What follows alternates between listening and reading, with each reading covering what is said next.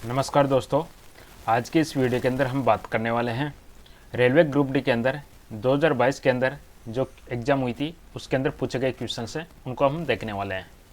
Complete video को देखिएगा, and तक देखिएगा। काफ़ी सारे क्वेश्चन है जिनका अपन क्विज लगाने वाले हैं। पहला क्वेश्चन यहाँ पे है जीके का क्वेश्चन है, जो कि दोनों क्वेश्चन मैं यहाँ पे लेने वाला हूँ, जीके और जीएस। टोटल यहाँ पे 40 क्वेश्चन एक पेपर शिफ्ट के अंदर पूछे गए हैं, तो मैं आपको सभी क्वेश्चन यहाँ पे आपको फटाफट रिवीजन के रूप में करवाने वाला हूँ। देखिएगा, अर्थशास्त्र में मांग वक्र की ढलान सामान्यतः किस प्रकार की होती है। यहाँ पे मांग वक्र की पूछी गई है। मांग वक्र बोलेंगे तो अपन डिमांड कर्व का पूछा गया है।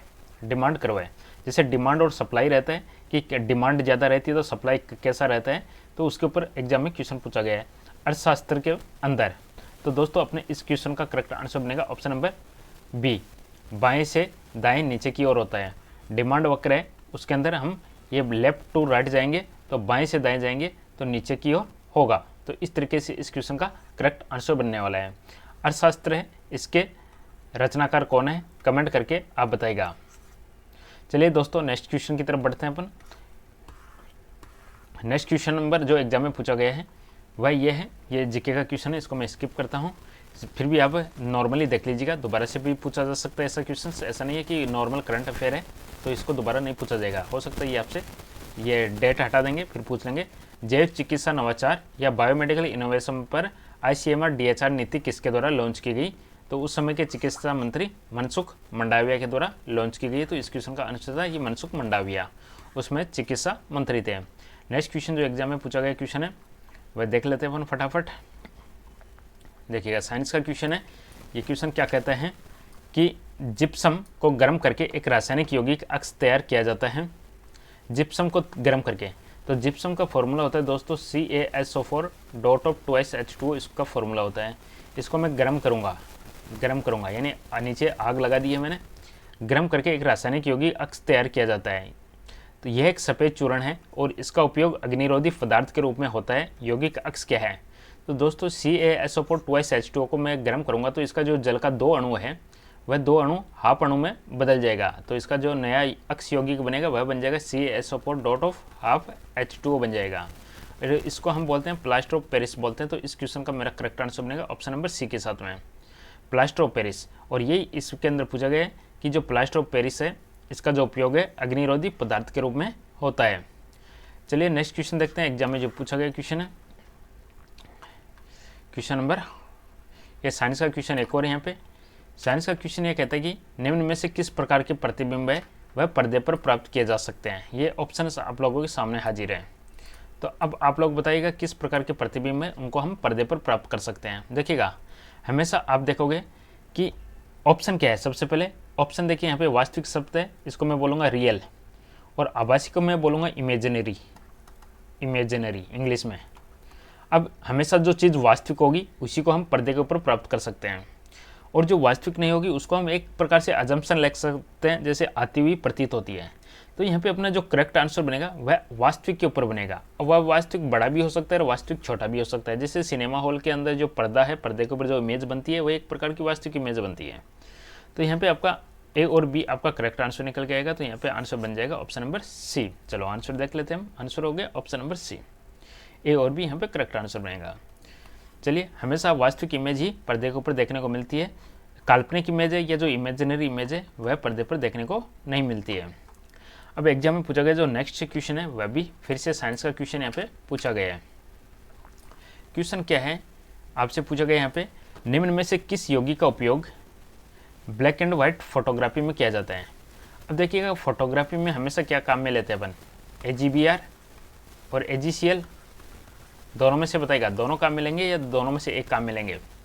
देखिएगा, AgO2, AGBR, AGCL या दोनों।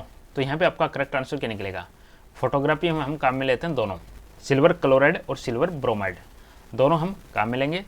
AGCL एंड AGBR दोनों हम काम में लेने वाले ब्लैक एंड व्हाइट फोटोग्राफी में। चलिए दोस्तों, नेक्स्ट क्वेश्चन जो एग्जाम में पूछा गया है वह फटाफट हम देख लेते हैं। वीडियो को लाइक शेयर भी कर दीजिएगा, आपको कंप्लीट ग्रुप डी के पेपर शिफ्ट देखने को मिल जाएंगे। आप यदि अच्छा रेस्पॉन्स दोगे तो मैं आपको जल्दी ही पूरे क्वेश्चंस इसी तरीके से सोल्व कराऊंगा। देखिएगा यहाँ पे एक क्वेश्चन और पूछा गया, साइंस का क्वेश्चन है ये भी। क्वेश्चन कहता है कि एक धारावाहिक परिनालिका के लिए इनमें से कौन सा कथन सही है। एक धारावाहिक परिनालिका है, इस तरीके से धारावाहिक परिनालिका है जिसमें दोस्तों करंट फ्लो हो रही है आई, और आई कब फ्लो होगी, जब इसको मैं किसी बैटरी से जोड़ दूंगा तब इसमें करंट फ्लो होगी। तो ये कह रहा है कि धारावाहिक परिनालिका, इसी को बोलूंगा मैं धारावाहिक परिनालिका। ये जो कोयले बना रखी है मैंने, इसी को बोलूंगा धारावाहिक परिनालिका जिसमें आई करंट फ्लो हो रही है। तो इसके लिए निम्न में से कौन सा कथन सही है। पहला यहाँ पे कह रहा है कि इसका उपयोग मृदु लोहे के टुकड़े को चुंबकित करने के लिए किया जा सकता है। देखिएगा जब इसके अंदर करंट फ्लो होएगी ना, तो ये खुद एक चुंबक के रूप में कार्य करेगी और ये लोहे के टुकड़े को ऑटोमेटिकली आकर्षित करेगी। तो यहाँ पे पहला यहाँ पे सही है। दूसरा कह रहा है कि यह छड़ चुंबक की भांति कार्य करेगी, बिल्कुल ये भी सही है। अगला कह रहा है कि क्षेत्र रेखा सकेंद्रित वृत्त होती है। क्षेत्र रेखा इसमें सकेंद्रित वृत्त ना होके इसके अंदर जो गुजरने वाली रेखाएं हैं दोस्तों वह एक दूसरे के पैरेलल होती है। तो यहाँ पे सकेंद्रीय वृत्त ना होके एक दूसरे के पैरेलल समांतर होती है, तो ये यहाँ पे गलत है। तो पहला और दूसरा यहाँ पे सही है, तो यहाँ पे ये आंसर बनेगा, पहला और दूसरा सही है। चलो ऑप्शन देखता हूँ मैं, ऑप्शन 3 हो गया, पहला और दूसरा सही है। चलिए नेक्स्ट क्वेश्चन देख लेते हैं, जीके का क्वेश्चन है। ये कह रहा है कि 1956 से राष्ट्रीय आय, उपभोग व्यय, बचत, पूंजी निर्माण से संबंधित डेटा जारी करने के लिए नोडल एजेंसी कौन सी है। नेशनल इनकम, उपभोक्ता व्यय, सेविंग, पूंजी निर्माण, इनसे संबंधित जो भी डेटा जारी करने वाली नोडल एजेंसी है केंद्रीय सांख्यिकी ऑफिस, सेंट्रल स्टैटिस्टिक्स ऑफिस। और ये कब से डाटा जारी कर रहे हैं, 1956 से। देश आज़ाद होता है 1947 में, संविधान लागू होता है 1950 में, और 1956 से ये संस्था डाटा जारी करती है। क्वेश्चन नंबर 22,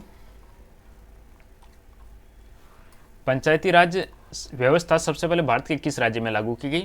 तो ये राजस्थान के नागौर जिले से सबसे पहले लागू की गई है। तो यहाँ पे आंसर बनेगा पंचायती राज व्यवस्था सबसे पहले राजस्थान के नागौर जिले से शुरू की गई है। चलिए अब देखते हैं नेक्स्ट क्वेश्चन पे।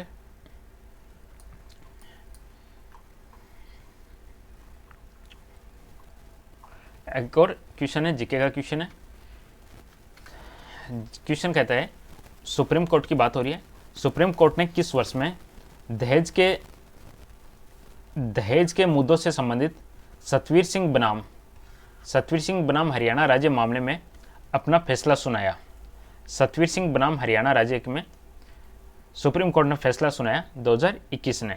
दहेज के मुद्दों से संबंधित सतवीर सिंह बनाम हरियाणा राज्य मामले में अपना फैसला सुनाया सन 2021 में। चलिए अगला क्वेश्चन जो एग्जाम में पूछा गया क्वेश्चन है। वीडियो को लाइक शेयर करते रहेगा, चैनल को सब्सक्राइब कर लीजिएगा ताकि आपको सभी प्रकार के जो भी क्वेश्चंस है वो आपको देखने को मिलेंगे। एड्स का पूरा नाम क्या है। तो दोस्तों एड्स का जो पूरा नाम है वह acquired immuno deficiency syndrome, acquired immune deficiency syndrome है। इसी प्रकार से HIV का पूछ ले आपसे, तो इसका पूरा नाम होता है human immuno deficiency syndrome, HIV। ये एड्स किसके कारण होती है, इस वायरस के कारण होती है। अब एड्स डे हम कब मनाते हैं, भारत के अंदर एड्स डे मनाया जाता है 1 दिसंबर को मनाया जाता है, विश्व एड्स डे, भारत और विश्व के अंदर मनाया जाता है। इसका पूरा नाम हो गया ये। चलिए अगला क्वेश्चन देखते हैं। वीडियो को लाइक शेयर जरूर करते रहिएगा, सपोर्ट कीजिएगा, जितना अच्छा सपोर्ट रहेगा आपका उतना ही हम अच्छे से आप लोगों को बिल्कुल एक्सप्लेनेशन के साथ में आपको ये सब क्वेश्चंस करवाने वाले हैं। यहाँ पे पहला ये जो क्वेश्चन पूछा गया है, न्यूलैंड के अष्टक नियम में पहला तत्व और अंतिम तत्व क्या है। तो न्यूलैंड का जो अष्टक नियम किसने दिया, न्यूलैंड नामक वैज्ञानिक ने दिया। अष्टक नियम क्या कहता है, यानी पहला और जो 8वां तत्व है वह प्रॉपर्टी के अंदर बिल्कुल सेम होगा, जो भी इसके गुण हैं वही इसके गुण होंगे। अगला कह रहा है कि पहला अपने से पूछा है तो पहला तत्व इसमें हाइड्रोजन है और जो अंतिम ज्ञात तत्व है वह इसमें थोरियम है। तो आंसर बनेगा यहाँ पे ऑप्शन नंबर A। फिर मिलते हैं नेक्स्ट क्वेश्चन के साथ में। एक और साइंस का क्वेश्चन यहाँ पे आपके सामने हाथ गिर है। निम्न में से कौन सा जीव समूह पर्यावरण को स्वच्छ रखने में सहायक है। पर्यावरण को स्वच्छ रखने में सहायक कौन सा है। पर्यावरण को स्वच्छ रखने में सहायक की बात करेंगे तो आंसर बनेगा जीवाणु और कवक, बैक्टीरिया एंड फंगस। जीवाणु को इंग्लिश में बोलेंगे बैक्टीरिया, कवक को बोलेंगे फंगस, क्योंकि ये क्या करते हैं, कोई भी जो भी बॉडी है उसको डिकम्पोज कर देते हैं छोटे छोटे टुकड़ों के अंदर। तो पर्यावरण को स्वच्छ रखने में सहायक है जीवाणु और कवक, बैक्टीरिया एंड फंगस। जीवाणु की खोज किसके द्वारा की गई? लिवेन हॉक के द्वारा की गई है। यहाँ पे एक और क्वेश्चन आपसे पूछा गया है, गोलीय दर्पण के मुख्य अक्ष के बारे में इनमें से कौन सा कथन सत्य है?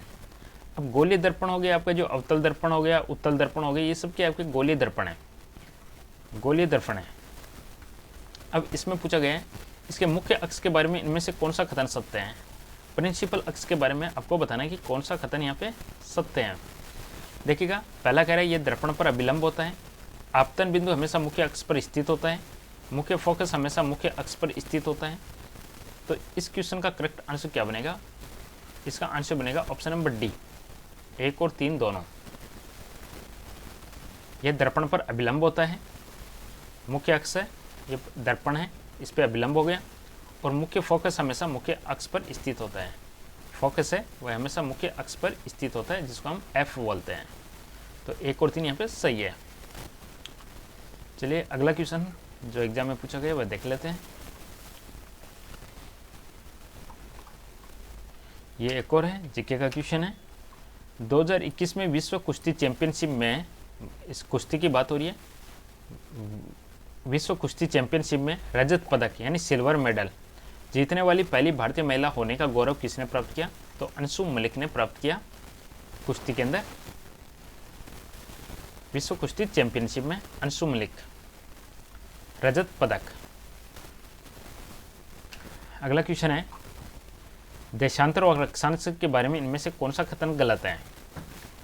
तो पहला ऑप्शन यहाँ पे गलत है, बाकी 4 सही है।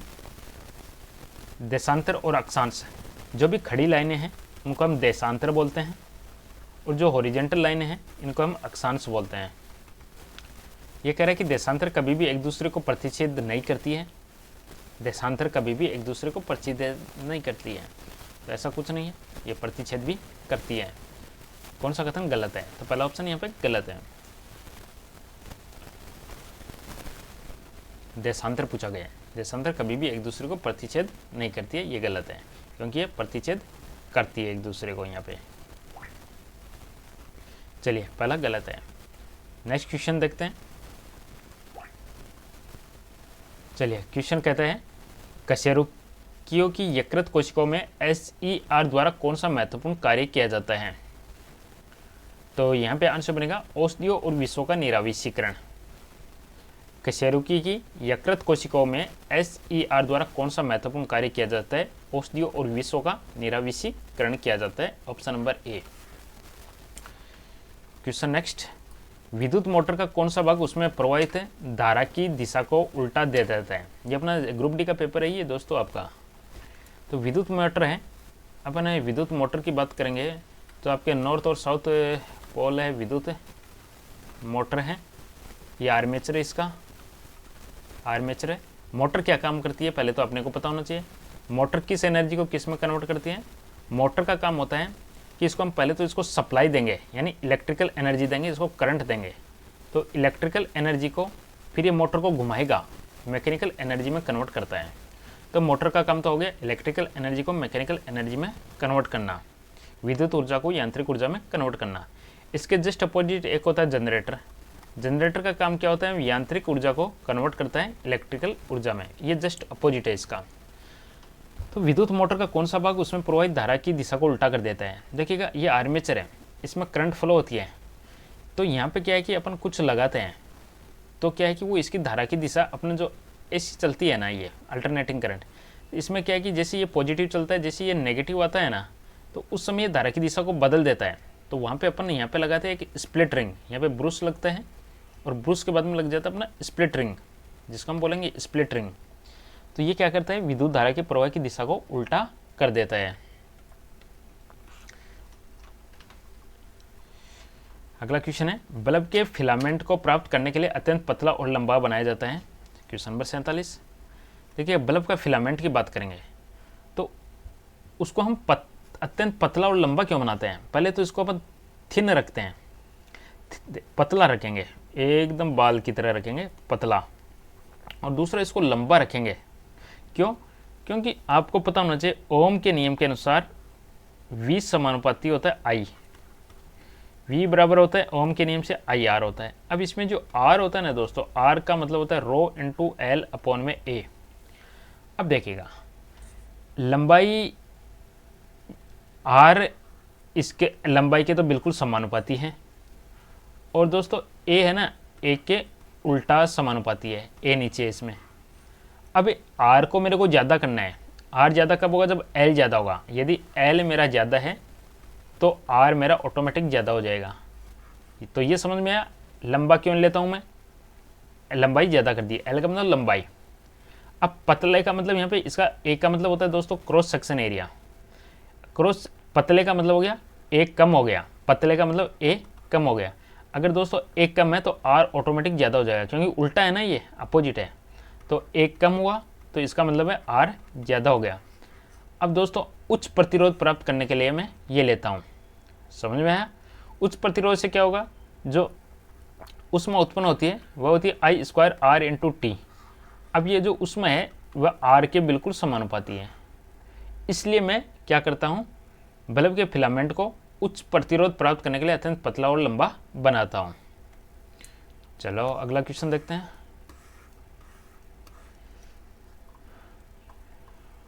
दोस्तों मैं 50 क्वेश्चन ही समाप्त करता हूँ। मैं धीरे धीरे आप लोगों का रेस्पॉन्स आता जाएगा, उसी प्रकार से मैं सेट आगे करवाते रहूँगा।